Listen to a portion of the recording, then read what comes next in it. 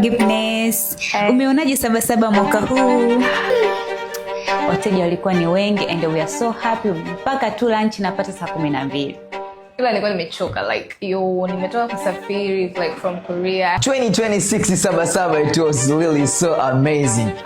For me this was my first Sabasaba and I had no time to like sleep, like market lovers, they come first. Kitu ambacho kilikuwa amazing katika upande wangu kuweza kuona wageni ambao waliweza kuja. Tulitembelewa na ambassador Basil PK1, alikuja Garabi, MC Garabi. Tulitembelewa na Wakorea. Alafu kitu kikubwa ambacho nilikuwa nimeenjoy sana, wateja kipindi wanakuja, the way they feel. Hakuna mtu alikuja ku regret katika banda letu, walikuwa wanafurahi michezo, it was damn good.